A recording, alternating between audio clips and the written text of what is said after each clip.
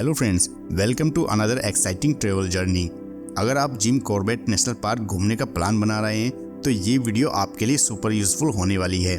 Video में हम gym Corbett National park से रिलेटेड सारी जानकारी देने जा रहे हैं। इस वीडियो में हम जानेंगे कि जिम कॉर्बेट नेशनल पार्क में कितने जोन हैं और उनकी स्पेशलिटी क्या है, बेस्ट टाइगर साइट सीन कौन सी हैं, जिम कॉर्बेट के इन जोन्स में कितने टाइप की सफारी होती है, जीप सफारी कैसे बुक कर सकते हैं और जीप सफारी की टाइमिंग सहित यहाँ कैसे पहुँच सकते हैं, कहाँ स्टे कर सकते हैं, आप ये ट्रिप प्लान कैसे कर सकते हैं आदि। So join the adventure journey, but subscribe the channel and hit the like button, also press the bell icon for more update. Jim Corbett National Park 1300 square kilometre में फैला है।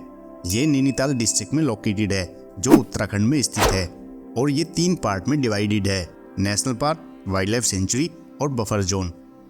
जिम कॉर्बेट में कई सारे जोन्स हैं, लेकिन उनमें से अभी केवल 8 जोन्स ओपन हैं सफारी के लिए, जिनके नाम हैं बिजरानी, गर्जिया, धिकाला, झिरना, ढेला, पखरो, दुर्गा देवी और सोना नदी। और इनकी रामनगर से डिस्टेंस आप स्क्रीन पर भी देख सकते हैं। इनमें सबसे नज़दीक बिजरानी जोन है, जिसका गेट रामनगर से केवल 1 किलोमीटर दूर है, और सबसे दूर सोना नदी जोन है जो राजाजी नेशनल पार्क और जिम कॉर्बेट नेशनल पार्क के बीच में आता है, जो कोटद्वार वाले रूट पर पड़ता है। इनमें से 4 जोन बिजरानी, झिरना, धिकाला और दुर्गा देवी है, और बाकी के 4 बफर जोन गर्जिया, ढेला, पखरो और सोना नदी हैं। बफर जोन में मोस्टली जिम कॉर्बेट के आसपास के गांव भी कवर हो जाते हैं। और अब बात करते हैं यहाँ वाइल्ड लाइफ जंगल सफारी की। तो यहाँ 2 तरह की सफारी होती हैं, पहली है जीप सफारी और दूसरी है कैंटर सफारी। लेकिन कैंटर सफारी केवल एक ही जोन ढिकाला जोन में ही अवेलेबल है। बाकी के सभी 7 जोन्स में जीप सफारी होती है और ढिकाला जोन सबसे ज़्यादा फेवरेट और पॉपुलर है, जिनमें सबसे ज़्यादा टाइगर साइट सीन और अदर एनिमल्स देखने को मिलते हैं। कॉर्बेट में सफारी के दौरान आप अगर लकी हुए तो टाइगर देखने को मिल जाएगा, अदरवाइज लेपर्ड, चीतल, सांबर डियर, एलिफेंट, जैकाल और क्रोकोडाइल सहित यहाँ देखे जाने वाले फेमस एनिमल्स हैं। जिप्सी में ड्राइवर मिलाकर मैक्सिमम 6 लोग और 10 साल से छोटे 2 बच्चे जा सकते हैं, जबकि कैंटर में 16 लोगों का स्पेस होता है, जिनमें ड्राइवर और आपका गाइड इंक्लूड होता है। बात करें चार्जेस की तो जीप सफारी के लिए टोटल चार्ज लगभग 7080 रुपये पड़ता है, जिसमें परमिट, जीप चार्जेस और ड्राइवर चार्ज इंक्लूड होता है। जिप्सी का चार्ज भी सभी 6% में डिवाइड हो जाता है, फिर चाहे आप ग्रुप में हो या फिर सिंगल, लेकिन ये चार्ज डिफरेंट भी हो सकता है उसके जोन, सीजन और ग्रुप साइज के अकॉर्डिंग। वहीं कैंटर में केवल पर पर्सन और सिंगल सीट के हिसाब से बुकिंग होती है, जिनमें 16 लोग एक साथ बैठ सकते हैं, और पर सीट का चार्ज सभी चार्जेस मिलाकर 1900 रुपये पड़ता है। जीप सफारी के लिए जनरल टाइमिंग मॉर्निंग में 5 बजे से सुबह 9 बजे तक और इवनिंग में दोपहर 2 बजे से शाम 6 बजे तक होती है, लेकिन कैंटर में टाइमिंग मार्जिन थोड़ा सा ज़्यादा होता है। कैंटर के लिए जनरल टाइमिंग मॉर्निंग में 5 बजे से सुबह 10 बजे तक और इवनिंग में दोपहर 12 बजे से शाम 5 बजे तक होती है। यहाँ जीप या कैंटर दोनों की ही टाइमिंग सीजन के अकॉर्डिंग चेंज भी हो सकती है। वैसे जिप्सी सफारी सबसे बेस्ट होती है, क्योंकि इसमें आप टाइगर सीन साइट पर आप अपने टाइम के अकॉर्डिंग मैनेज कर सकते हैं। इसके अलावा जीप जंगल के नैरो रूट पर भी जा सकती है, जबकि कैंटर के साथ ऐसा नहीं है। कैंटर एक जगह से चलकर दूसरी जगह जाती है, जिसमें वह अपने टाइम शेड्यूल के अकॉर्डिंग 5 से 10 मिनट मैक्सिमम एक जगह रुकती है, तो इसलिए जिप्सी सबसे बेस्ट होती है। बट सोलो ट्रेवलर के लिए canter is the best option. आप सफारी के लिए कॉर्बेट टाइगर रिजर्व की ऑफिशियल वेबसाइट corbett.gov.org से एडवांस में बुकिंग कराकर जा सकते हैं, जिसमें आप अपने डेट एंड टाइम और जोन के हिसाब से 1 महीने पहले ही बुकिंग करा सकते हैं, क्योंकि कोर जोन वाले प्लेसेस सबसे पहले फुल हो जाते हैं। बुकिंग के लिए ऑफिशियल वेबसाइट का लिंक डिस्क्रिप्शन में भी मिल जाएगा, या फिर आप किसी ट्रिप ऑर्गेनाइजर या टूर ऑपरेटर द्वारा भी ये ट्रिप प्लान कर सकते हैं। और अब बात करें बेस्ट टाइम टू विजिट की, तो नवंबर से जून ऑलमोस्ट सभी जोन ओपन रहते हैं।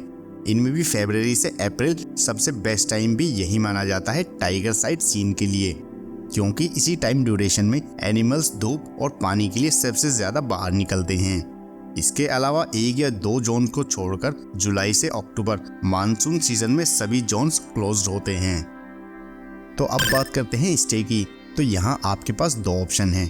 पहला है जिम कॉर्बेट नेशनल पार्क के अंदर जंगल में।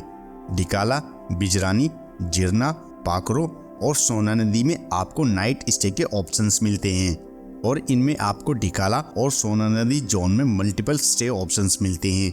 यहाँ 1 से ज़्यादा फॉरेस्ट लॉज से लेकर लग्जरी रिसोर्ट तक देखने को मिलते हैं। तो अपने बजट और कंफर्ट के अकॉर्डिंग बुकिंग करा सकते हैं। रूम की कॉस्ट यहाँ 3,500 से 5,500 तक उसके जोन और सीजन के हिसाब से होती है। इन रूम्स को भी आप इनकी ऑफिशियल वेबसाइट से बुक कर सकते हैं। और स्टे के लिए दूसरा ऑप्शन है जिम कॉर्बेट के बाहर या इसके आसपास के एरिया में होटल वगैरह लेना। यहाँ पर बजट या अफोर्डेबल होटल्स की कोई कमी नहीं है। आपको नेशनल पार्क की बाउंड्री के आसपास या फिर सभी जोन से मिलती हुई सिटीज में होटल मिल जाएंगे, जिनमें रामनगर, कोटद्वार और लैंसडाउन फेमस और नियरेस्ट सिटीज हैं। अब नेक्स्ट पार्ट आता है कि जिम कॉर्बेट में खाने पीने के क्या ऑप्शंस हैं। तो इस नेशनल पार्क में केवल 3 ही जगहों पर ही, जिनमें डिकाला, बिजरानी और गैरल गेस्ट हाउस में ही कैंटीन की फैसिलिटी अवेलेबल है। बाकी आउटसाइड द कॉर्बेट काफ़ी अधिक छोटे बड़े रेस्टोरेंट और कैफेज भी मिलते हैं, जिनमें आप चाय, मैगी, मोमोज, पराठे और उत्तराखंड सहित नॉर्थ इंडिया का टेस्टी फूड भी यहाँ के मेन्यू में मिलेगा। बात करें जिम कॉर्बेट नेशनल पार्क के आसपास घूमने वाले टूरिस्ट प्लेसेस की, तो लगभग 4 जगह ऐसी हैं जहां आप घूमने के साथ साथ एडवेंचर एक्टिविटीज को भी एंजॉय कर सकते हैं। फर्स्ट है हनुमान धाम टेम्पल। यह दुनिया का अकेला ऐसा टेम्पल है जहां हनुमान जी की 21 रूपों में दर्शन होते हैं। रामनगर में लोकेटेड इस हनुमान धाम को आप अपनी बकेट लिस्ट में जरूर रख सकते हैं, क्योंकि यहाँ काफ़ी अधिक लोग दर्शन के लिए आते हैं। सेकंड है Corbett museum. Corbett museum sir Edward James Corbett को डेडिकेटेड एक हेरिटेज साइट है। इन्हीं के नाम पर जिम कॉर्बेट नेशनल पार्क का नाम पड़ा।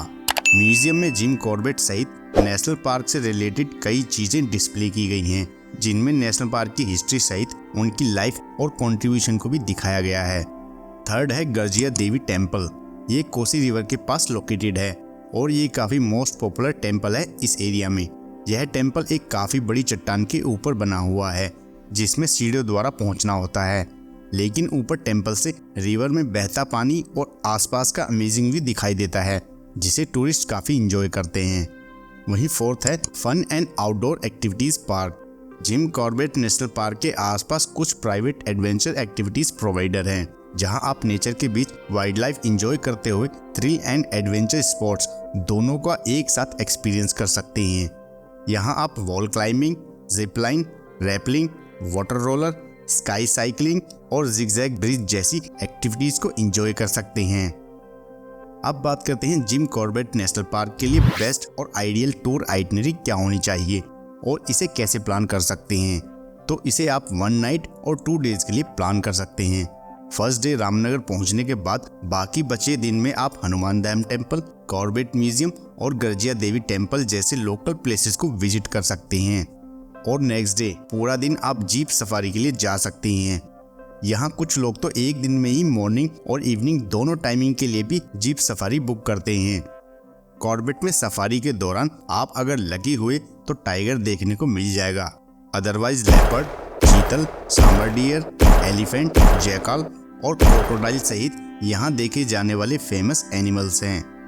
कॉर्बेट टाइगर रिजर्व केवल एक टूरिस्ट डेस्टिनेशन ही नहीं है, बल्कि यह वाइल्ड लाइफ कंजर्वेशन है, जो अपने स्टनिंग लैंडस्केप और रिच बायोडाइवर्सिटी से फुलफिल एक अमेजिंग प्लेस है। 4 से 5 घंटे में अपनी सफारी पूरा करने के बाद अगर आपके पास टाइम बचता है तो बाकी के बचे समय में आप अपनी टाइम शेड्यूल के अकॉर्डिंग नैनीताल और कैंची धाम को भी अपनी ट्रेवल लिस्ट में रख सकते हैं, जिनमें नैनीताल रामनगर से केवल 62 किलोमीटर्स और कैंची धाम लगभग 85 किलोमीटर्स दूर है। तो फाइनली अब बात करते हैं कि आप जिम कॉर्बेट नेशनल पार्क कैसे पहुंच सकते हैं। तो पहले अगर बात करें सबसे अफोर्डेबल ऑप्शन ट्रेन की, तो रामनगर रेलवे स्टेशन सबसे नज़दीकी रेलवे स्टेशन है, जो इंडिया के कई मेजर सिटीज से कनेक्टेड है। दिल्ली से रामनगर के लिए रानीखेत एक्सप्रेस और उत्तराखंड संपर्क क्रांति एक्सप्रेस जैसी डायरेक्ट ट्रेन अवेलेबल हैं।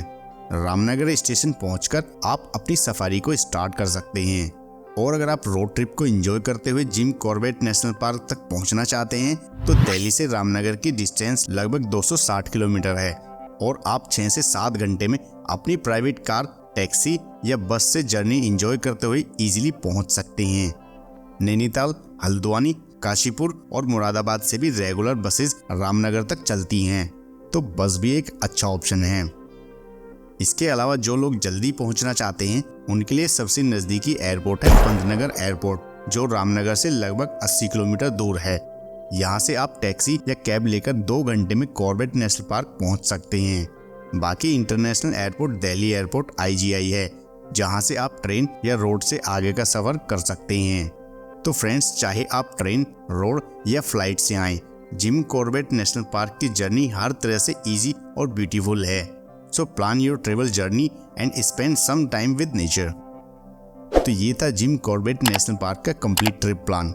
उम्मीद है वीडियो आपको पसंद आई होगी। अगर पसंद आई तो वीडियो को लाइक, कमेंट, शेयर करने के साथ साथ चैनल को सब्सक्राइब भी करें।